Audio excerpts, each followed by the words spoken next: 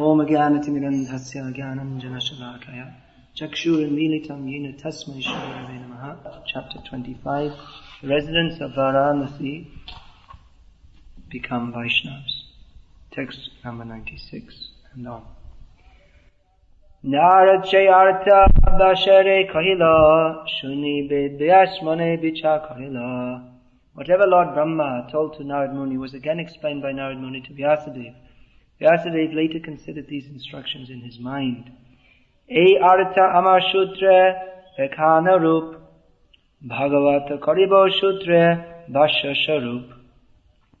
Srila Vyasadeva considered that whatever he had received from Narad Muni as an explanation of Onkar, he would elaborately explain in his book Srimad Bhagavatam as a commentary on Brahma Sutra. Purport: the sound vibration Onkar is the root of Vedic knowledge. This Onkar is known as Mahavakya, or the supreme sound. Whatever meaning is in the supreme sound Onkar is further understood in the Gayatri mantra. Again, this same meaning is explained in Srimad Bhagavatam in the 4 shlokas known as Chatushloki, which begins with the words Aham evasam eva agre. The Lord says, only I existed before the creation. From this verse, 4 shlokas have been composed, and these are known as the Chatushloki. In this way, the Supreme Personality of Godhead informed Lord Brahma about the purpose of the Chatushloki. Again, Lord Brahma explained this to Narad Muni, and Narad Muni explained it to Srila Vyasadeva. This is the Parampara system, that is cyclic succession. The import of Vedic knowledge, the original word Pranav, has been explained in Srimad Bhagavatam. The conclusion is that the Brahma Sutra is explained in the Srimad Bhagavatam. Chari Ved Upanishade Jato Kichu Hoy Tar Artha Loyabas Karilo Shanchoy. Vyasadeva collected whatever Vedic conclusions were in the 4 Vedas and 108 Upanishads and placed them in the codes of the Vedanta Sutra. Jai Shutre Jai Rik Vishoy Bachan Bhagavate Shairik Shloke Nibandhan. In Vedanta Sutra, the purpose of all Vedic knowledge is explained, and in Srimad Bhagavatam, the same purpose has been explained in 18,000 verses. Atev Brahma Sutra Bhashya Shri Bhagavat Bhagavata Shlok Upanishad Kahe Ek Mat. That which is explained in the verses of Srimad Bhagavatam and in the Upanishads serves the same purpose. Atma Vatsyam Idam Vishvam Yat Kinchit Jagatyam Jagat Tena Taktena Bhunjita Magritha Kasyavid Dhanam. Kasyasvid Dhanam. Everything animate or inanimate that was in the universe is controlled and owned by the Lord.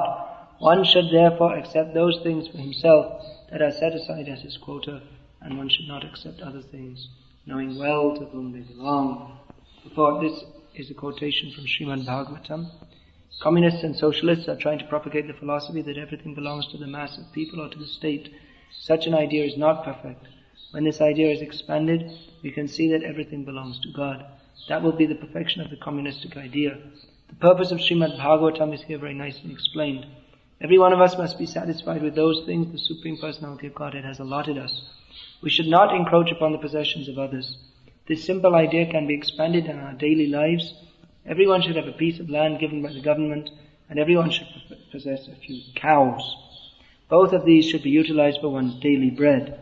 Above that, if something is manufactured in a factory, it should be considered the property of the Supreme Personality of Godhead, because the ingredients belong to the Supreme Lord.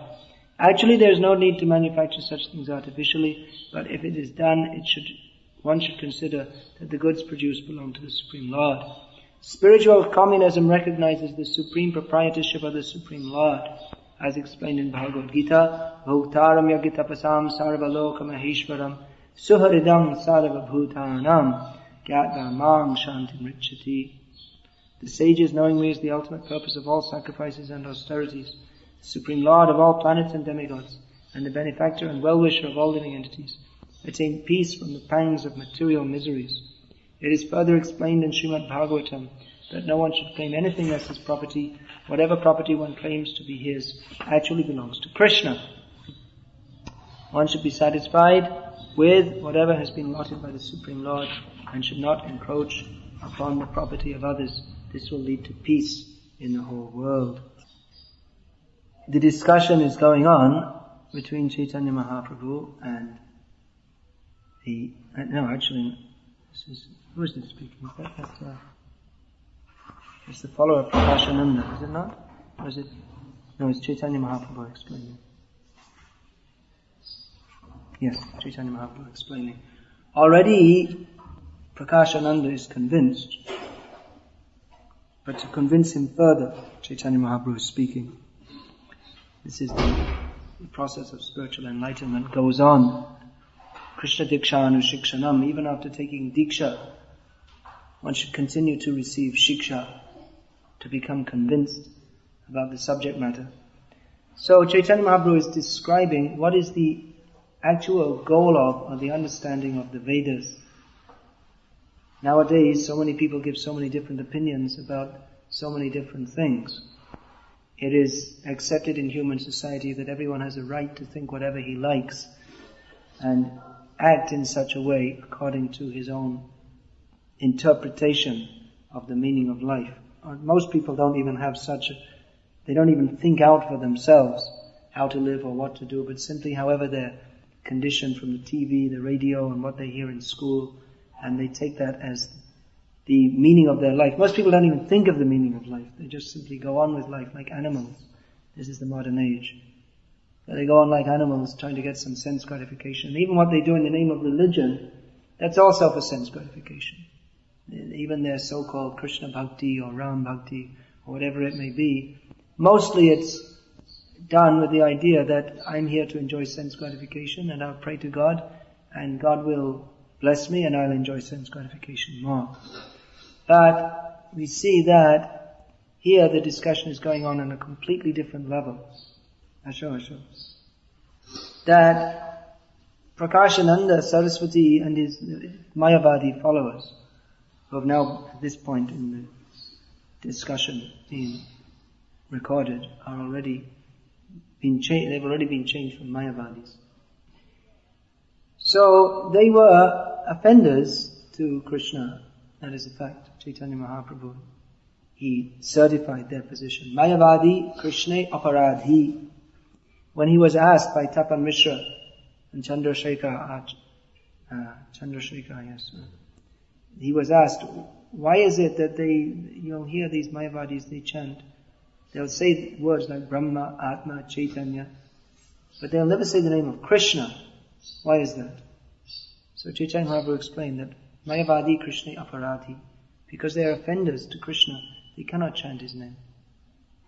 So on one sense, in one side they were offenders, but on another side, they were somewhat serious about spiritual life.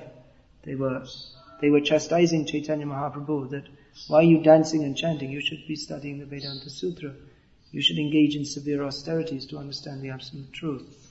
So, at least superficially, they had an interest in understanding the absolute truth. And even though Chaitanya Mahaprabhu explained that actually that endeavor to understand the absolute truth by the impersonal method is also a more ambitious kind of sense gratification. Because normally people in the material world, they try to enjoy sense gratification.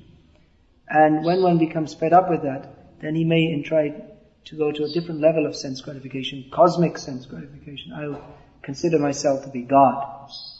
Why try to enjoy sense gratification as a hog or a dog? Become God, and then you'll consider yourself to be the totality of all that exists. But despite their depraved mentality, depraved and deprived of proper knowledge,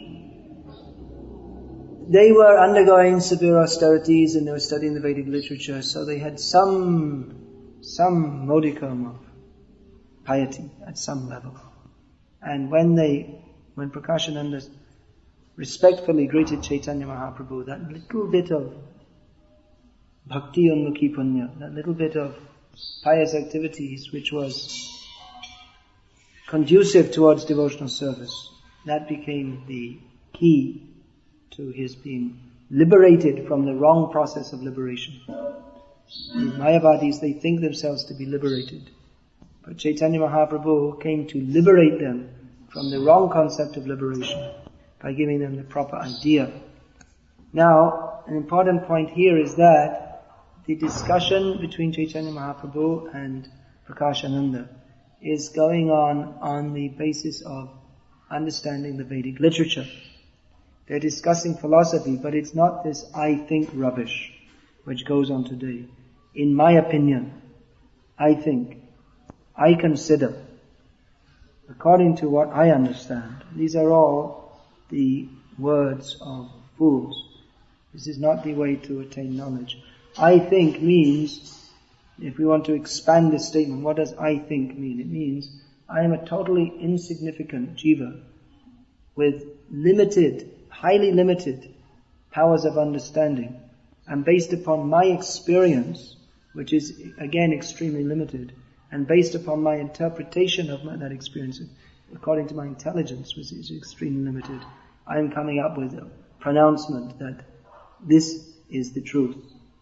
So it is a laughable subject. You see, so many big philosophers are there, but their philosophizing is no more significant than the gaggling and googling of children.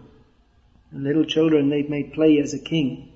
I am the king. Or they may play, they may take a role. I am a soldier. I am a king. I am a football star. I am a rock star. So they're playing games, but no one takes it seriously. So similarly, when people grow up, they go on playing games. The way they talk and they walk, it's called cutting a profile. People, they walk in such, as if they're a very important person. Or in America, they have this word cool, which they inherited from the Negroes. Their idea of being cool. You should just walk like this and everything's cool, everything's okay. It's cutting a profile. Or you'll see the businessmen, they're walking like this, as if talking they have their cellular phone, talking very busy, as if they're so important. And yes, immediately invest 14 lakhs in that project, and what's their interest rate on them? What's the price of gold in Durban? As if it's so important, but it's no more important than the playing of children. These are just some games, adult games that they play, thinking, just like the child is thinking, I am the king. So a grown-up person is thinking, I am a businessman, or I am a cool cat in the streets of Brooklyn. They're just some games they're playing. But it has no connection with reality. Reality is described in the Vedas. So this much benefit, this much advantage, even those who were envious of Krishna previously, they had that much advantage. That Prakashananda, he had this much faith that the absolute truth is described in the Vedas. They had some standard of knowledge. Whereas nowadays there's no standard. However someone wants to imitate an animal, that is considered the proper level of life. Recently, within the last 3 years, one book called Intellectuals was a bestseller in non-fiction. But the bestsellers, they're all fiction, sex stories, but war stories. But in non-fiction bestsellers in America, this book was up there for some time. It was written by a Harvard professor he opened his book with a brief introduction saying that previously when intellectuals used to write things, there was some standard. There was some standard of culture.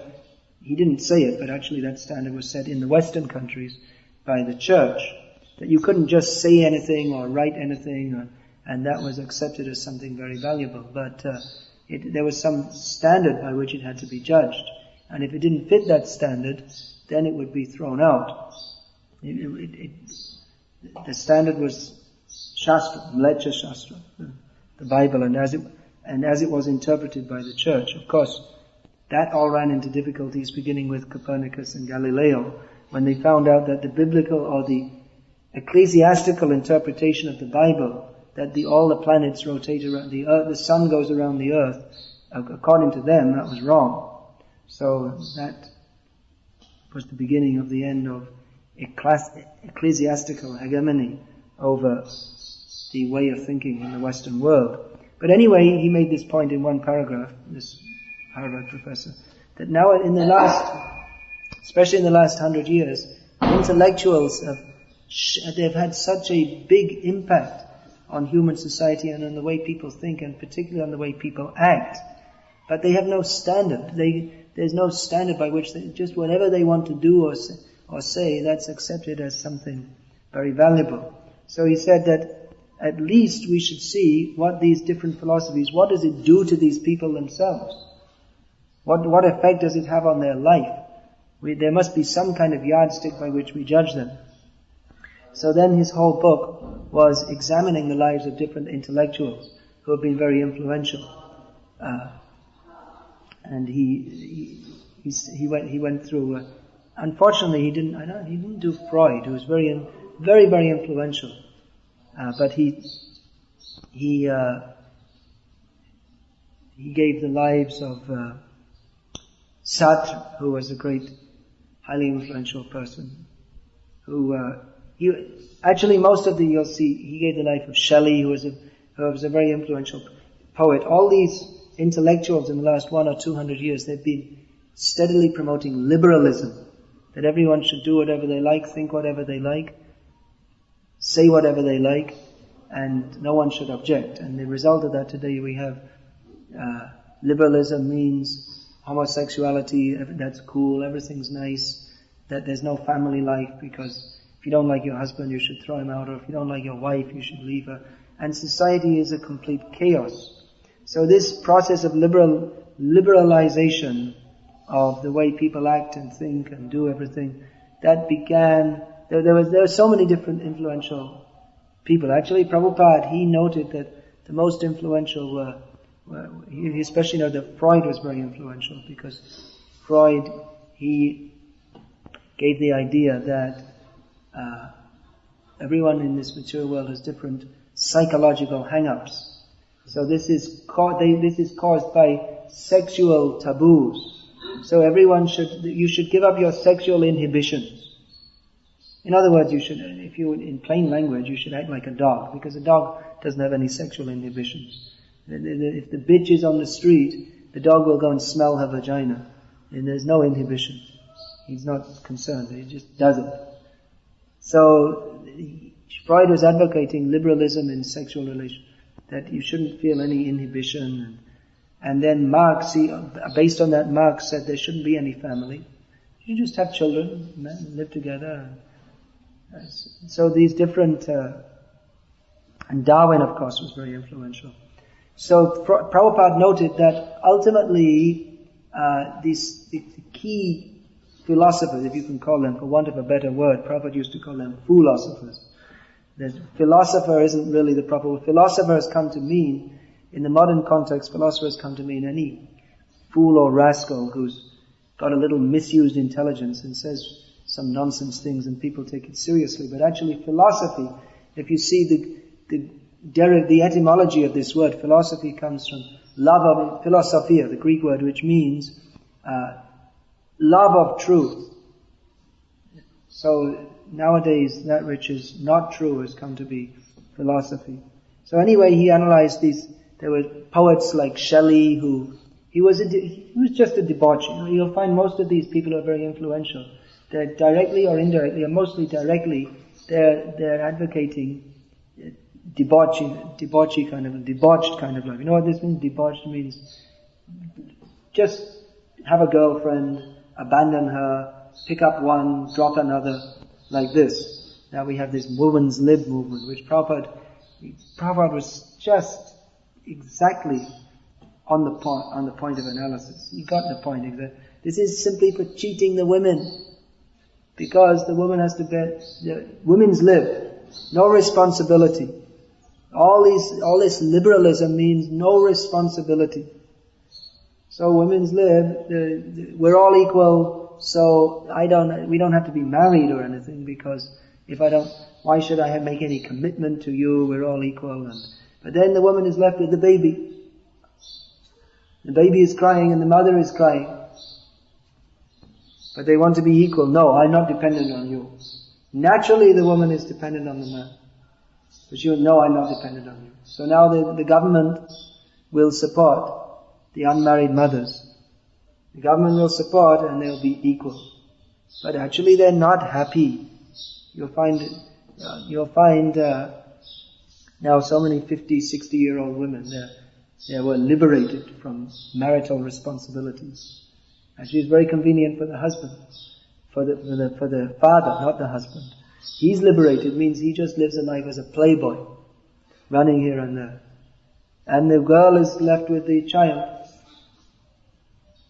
So I remember in Denmark, a liberated country. Yesterday I gave an example from Sweden, today from Denmark. So I met this young woman on the street selling these stupid records. So she had a young child and said, so now you say, oh, here's your boy, how nice. Some slobbering little kid. How old is he? He said, oh, he's 3 years old, but he has no father. She was lamenting.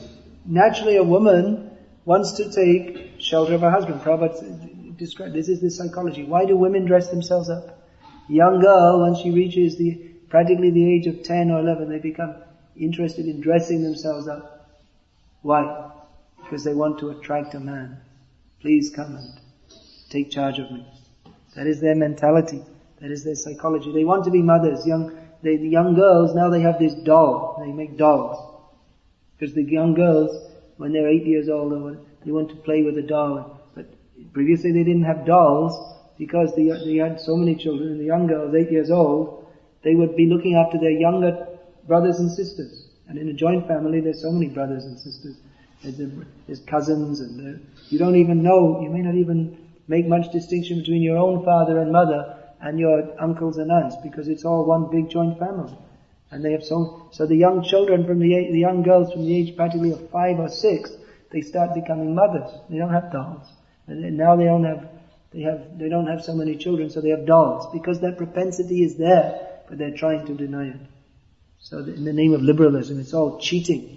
They're trying to deny people's natural propensities, and people are simply suffering in the name of liberalism. So you can have sense gratification, instant sense gratification, and then what happens? They say that we want to live naturally. The natural result of sex is that you have children. Abortion is not natural. You have children, then you're supposed to look after them. Even the animals look after their children very carefully. But they don't want to, because they want to enjoy more and more sense gratification. So these philosophies have been supplied by all these different people. And now, in the modern age, this is the post-hippie era. Now the hippies like Bill Clinton and Benazir Bhutto, they were just hippies, that's all. And now they're the leaders of nations. So what kind of ideas are you going to get from them? Abortion is good. You won't get that from Benazir Bhutto because she's in a Muslim country and that won't go down. But Mrs. Clinton, Ms. Clinton, how do you pronounce that? MS? Ms. This whole Ms idea, that's just to say I'm not Miss and I'm not Mrs. I'll have a boyfriend if I want, and if I want, I'll kick him out. No response. Miss means pre-married, and Mrs. means already married, and Ms means you don't have to know my marital status. I may be married or not, but I'm free. If you want, you can take me to bed, and it doesn't matter if I'm married or not. Ms. So Ms. Clinton, she's women's rights. We should have propriety over our body. That we should be allowed to choose if we want to have abortions or not. Let there be abortion. So this, all this hippie era ideas, everything should be free, do whatever you like. This was especially promoted at that time. The big intellectuals were this Timothy Leary, the high priest of LSD, as he was called, Harvard University professor, who promoted LSD. And Norman Mailer was this is described in this intellectual's book. I remember his name from my misguided youth. That, of course, Timothy Leary and Norman Mailer, they were very famous. So he was promoting, he said, violence is very good. It's expressing yourself. if a gang of people go and beat someone to a pulp, you're just expressing yourself. That's all. And the pornography, that's art. You have to allow that because it's just expressing your artistic feelings. So, and then they brought it. Previously, even up to the 1960s, they were very strict in the Western world. And no swear words were allowed on television or in the theater. It wasn't allowed. And then it's described in this book how this man, he deliberately created a situation where he could use a filthy word on TV. And that was the first time he got through the censor and the door was open. And then shortly after that they were having on the naked dances on the stage in the name of art. This film Hair was very famous, ran for about 20 years, in which it was I never saw it, but there's one point where everyone just throws off their clothes as an artistic expression. And it ran for 20 years, not surprising. People, in the name of art, they're having a naked dance show. So all these things became, just do whatever you like, think whatever you like, because if there's no standard within human society, then the standard will naturally come down to the lowest, down to the standards of cats and dogs and worse. If there's no restriction, they say we don't want to be restricted. Why should we be restricted? Previously there was so much restriction, even in the Western world, at least in Catholic countries, the marriages were arranged. It's not only in India. Even in Ireland up till 20, 30 years ago in the remote areas, you couldn't get married without your parents' permission. It just wasn't allowed. It just couldn't happen.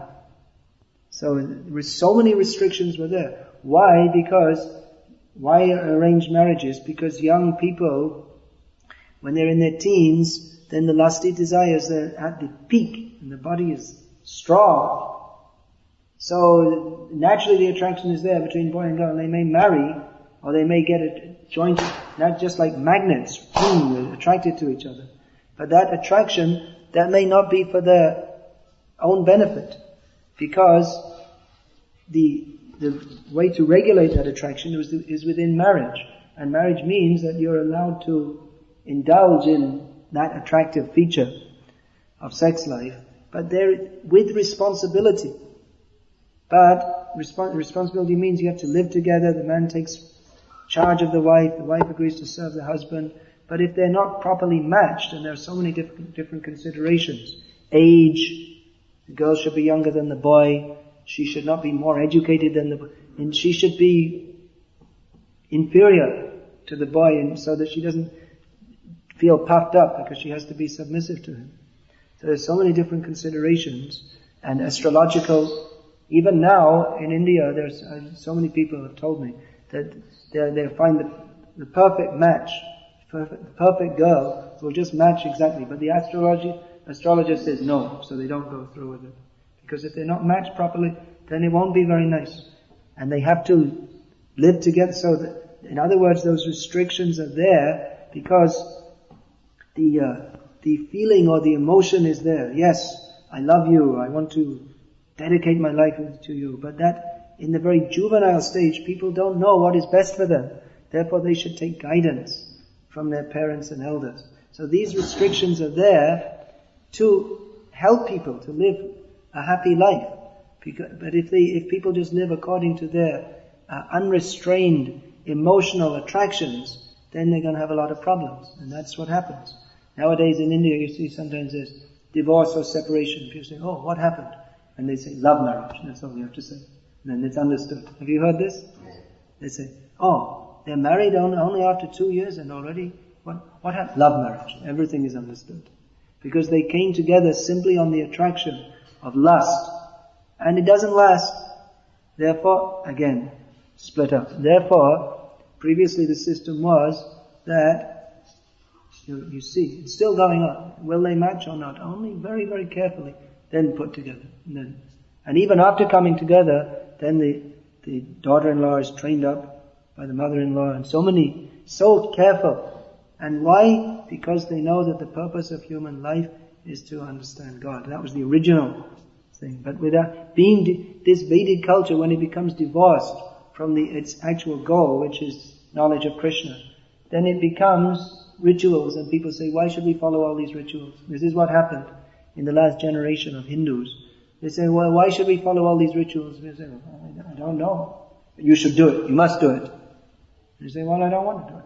And that was the end of that strict following of Hindu culture. Because nobody knew why they're doing what they're doing.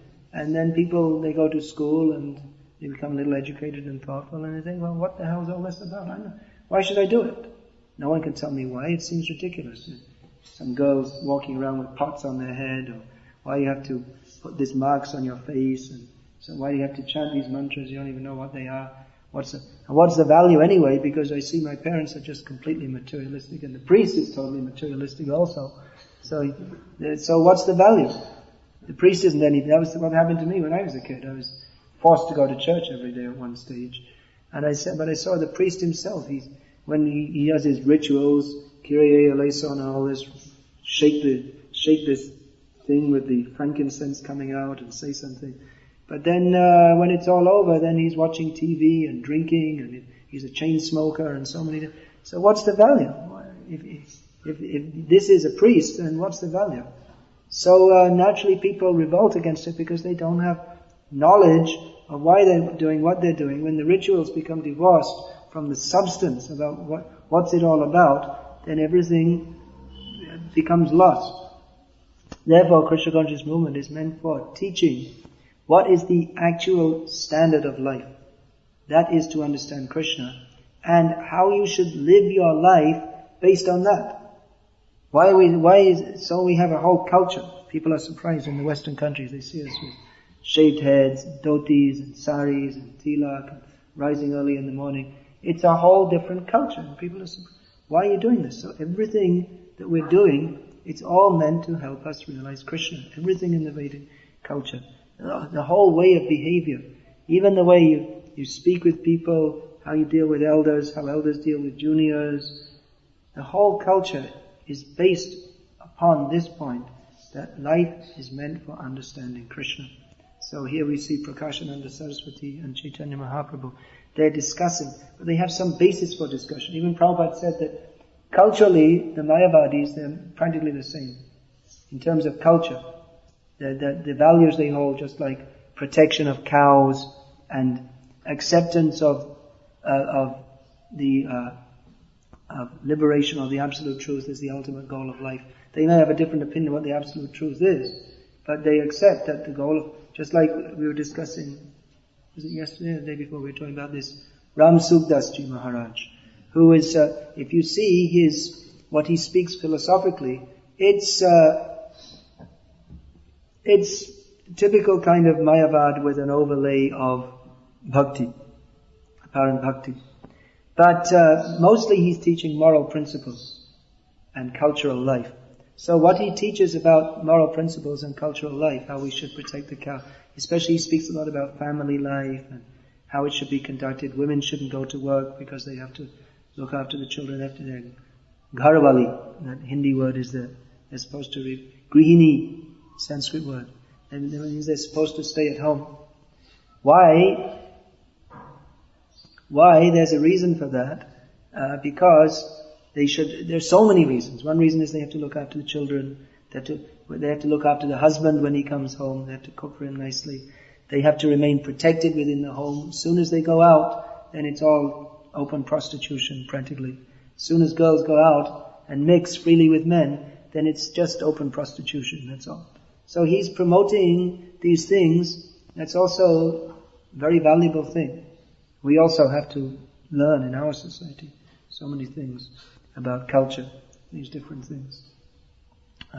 So, even here we see the same thing, Mayavadi, Prakashananda Saraswati, discussing with Chaitanya Mahaprabhu. But they have a basis for discussion. They have some culture, even how to discuss. Even how Prakashananda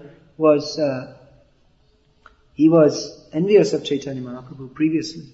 But when they came to discuss, when Chaitanya Mahaprabhu came, he treated them very respectfully, and they discussed in a civilized manner. Nowadays, practically, you can't even discuss with people. Yesterday, we were at that school, and there was this Muslim history teacher. There's no question of discussing with him. He was going to speak the truth, a la Professor Khan. He's a complete idiot, and but he thinks he knows everything. So that's the situation. Practically, who are you going to discuss with? Because people, they don't even know the procedure of discussion. That you listen to. Actually, the first procedure of discussion is that you're not even fit to discuss unless you're actually following. So that is the standard. Chaitanya Mahaprabhu was discussing with scholars, but he wouldn't discuss with these armchair philosophers who simply talk something, but their opinion based on what they've read in some books. But you have to follow something. It's like sometimes, that one occasion someone asked Prabhupada that, well, what do you think of Buddhism? Prabhupada said, are you following Buddhism? Do you follow? Are you following what Buddha teaches? In other words, he wasn't interested to discuss simply on some kind of intellectual level. But are you committed to that? Do you have some commitment, or are you simply talking? So nowadays people, they're not even fit for discussion. Who is fit for discussion? Actually, the proper process is, if you are serious to know the absolute truth, then you should hear. That is the process. You should hear what is to be spoken. But people, they like to read some different books, watch Mahabharata on TV, and think, now I'm a great scholar, and talk all nonsense, and they're not serious about understanding the absolute truth. Just like this lady, she was saying, well, I tried, but I failed. So she wants to remain confused. She wants to fail. She doesn't want to. If she wants to know Krishna, she would have come. If she was serious to know, she could have come. But no. She'd rather announce, yes, I've tried, and I failed. She likes to announce that yes, actually I'm serious about spiritual life, but God isn't helping me, or whatever. It's God's fault. So, just a big camouflage. Not serious. Very few people in this age are serious. This Kali Yuga, there's so much good opportunity to become fully Krishna conscious by Chaitanya Mahaprabhu's mercy. Very easy. But people are so shallow. People are so much lacking in character and substance that they'll talk all nonsense, or they'll go to... Here's a good example of how people are lacking in character and substance. The popularity of Asharam Bappa. The fact that he's popular, that shows that he's got such a big following, shows that people have no depth. They want to be cheated. He's so obviously completely devoid of any substance. And people run to him in thousands, hundreds of thousands. Hare Krishna. So what to do? Spread the Krishna consciousness movement. The only hope. Even if people aren't serious, somehow we have to make them serious. And if they don't become serious, well, Krishna has his ways of making them serious also. Wars, atom bombs, all these different kinds of things. If they don't become serious, then there are ways of making them serious. So, we hope it doesn't come to that, but if people don't take to Krishna consciousness, on one hand they're going to have to suffer for their sinful reactions, which are very severe. On the other hand, that's also Krishna's mercy to wake them up. Hare Krishna. Is there any question?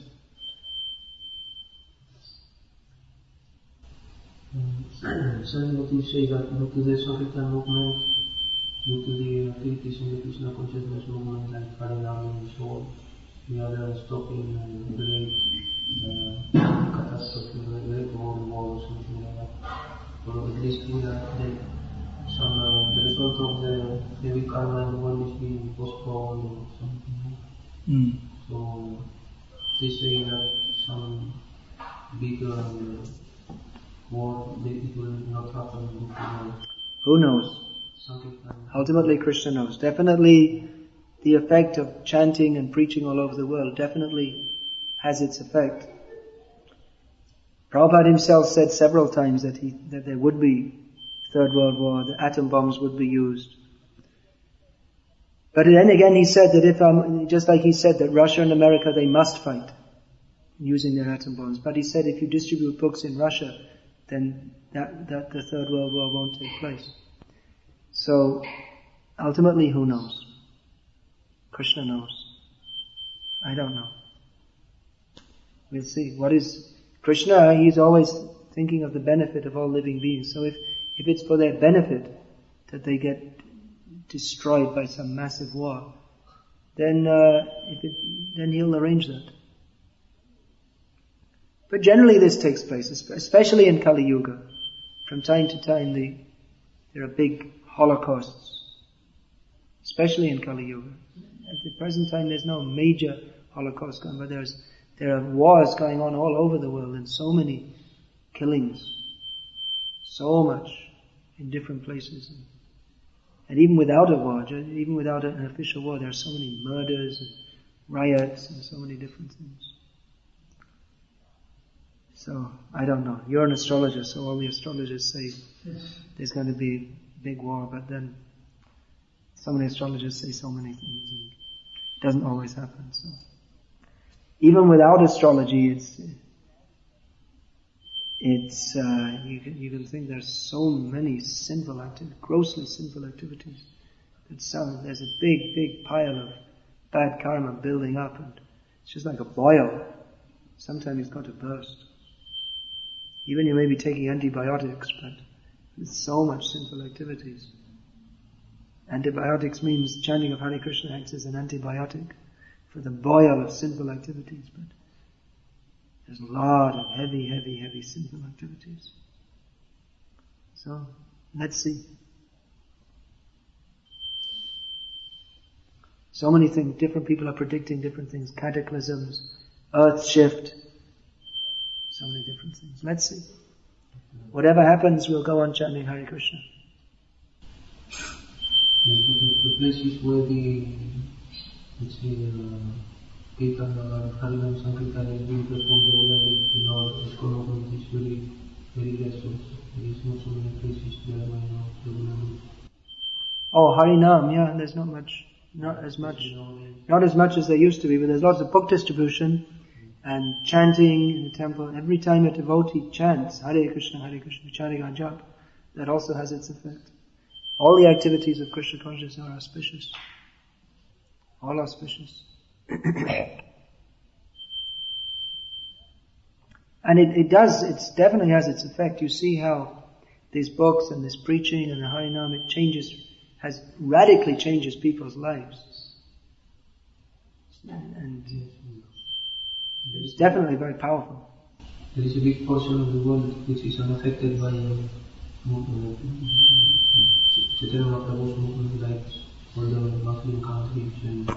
That's true. Although chanting is going on in many of the Muslim countries. Recently in Bahrain, they started having from time to time they have big showers of rain, which they never used to get. Our devotees, and there's a lot of chanting going on there. With Hindus, NRIs, they're working there. And there's no arrangement for drainage, so the streets get all flooded. So, how is there rain? A lot of chanting going on. So some effect is there. And even if it's not going on particularly in that place, the chanting of Hare Krishna, the effect of that spreads around the globe also. Even if you can't directly go to different places and preach. That's the last great frontier. China's also a frontier which is just being broken, but to get to the Arab world, the Muslim world, it's a great challenge. If anyone wants to have a life's mission, you could take that up. Even preaching to Muslims in India, that's probably more difficult than preaching to Muslims outside India. They're most difficult customers, but it's not impossible. It's a lot of mercy, whoever wants to take it up. Preaching to